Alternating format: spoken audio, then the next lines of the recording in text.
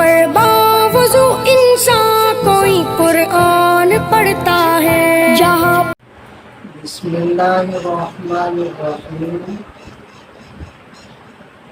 روزانہ کچھ دین کی باتیں ہوتی ہیں جو اب اسلامی چینل قاری عبدالرحمن منباری پر نشر کی جاتی ہے، اس پہ سرچ کر کے وہاں دیکھ سکتے ہیں۔ آج جو بات کرنی ہے وہ سکون کے اوپر۔ ہر آدمی سکون چاہتا ہے، لیکن سکون کس طریقے سے ملے گا؟ قرآن حدیث سے دو باتوں کی طرف اشارہ ملتا ہے، ایک استشارہ اور ایک استخارہ۔ استشارہ کہتے ہیں مشورہ کرنا، کوئی بھی کام کریں اس کے بارے میں مشورہ کریں، مشورہ کر کے پھر وہ کام کریں۔ بعض لوگ ہوتے ہیں جو ہمارا غلط طرز عمل ہے کہ کوئی بھی کام کر لیتے ہیں، سوچ سمجھ کے کر لیتے ہیں، پھر اس کے اندر جب نقصان سامنے آتا ہے تو کہتے ہیں کہ یہ کام نہ کرتے تو اچھا تھا، کوئی کہتا ہے کہ اس کو کر لیتے تو اچھا تھا۔ یہ سوچ سوچ کے آدمی پریشان ہوتا ہے۔ یہ طرز عمل غلط ہے۔ صحیح طرز عمل یہ ہے کہ کوئی بھی کام کریں اس کے اندر پہلے نمبر پر باہمی مشورہ کر لیں۔ قرآن میں بھی اللہ تعالیٰ یہی کہہ رہے ہیں کہ بھائی ان سے کام میں مشورہ کر لیں۔ جب ایک رائے ہو جائے تو اس پہ پختہ ہو جائیں اور اللہ پہ اعتماد کر کے اس پہ توکل کریں۔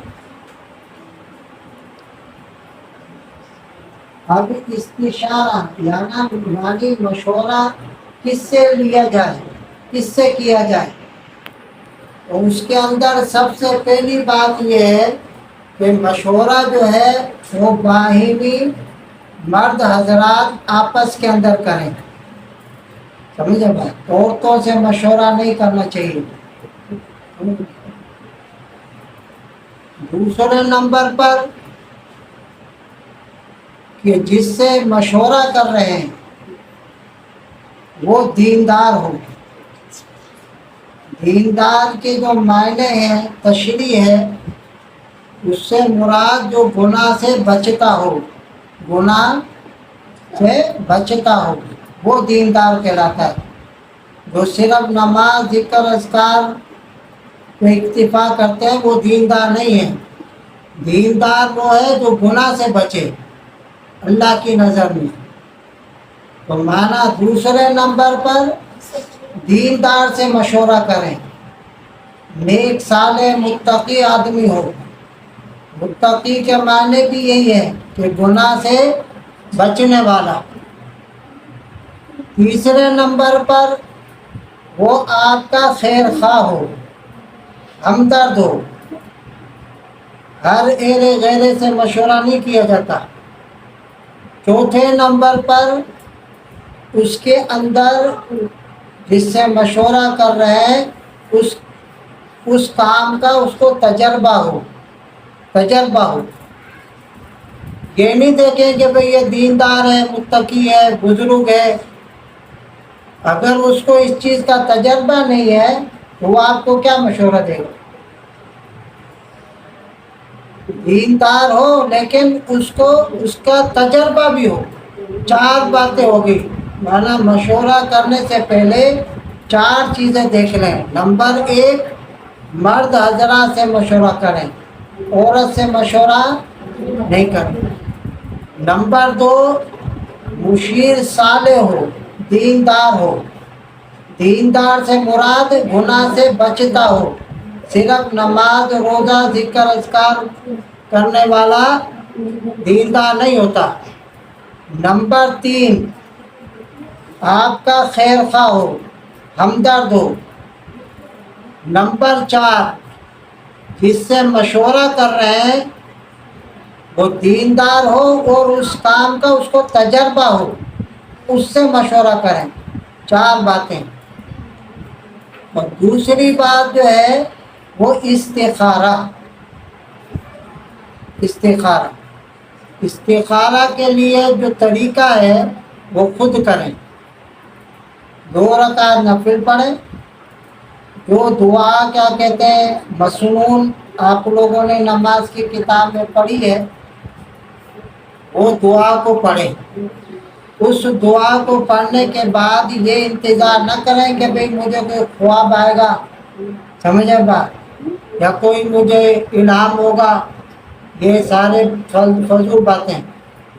आपने 2 रकात नफिल पढ़ लिए और मसनून दुआ पढ़ ली। उस मसनून दुआ का जो मजमून है उसके अंदर ये आदमी दुआ कर रहा होता है कि या अल्लाह, दुनियावी लिहाज से, आखिरत के लिहाज से, हाल के हिसाब से और इस्तेक़बाल के हिसाब से जो मेरे हक़ के अंदर बेहतर है वो मेरे लिए मुक़द्दर फरमा दे।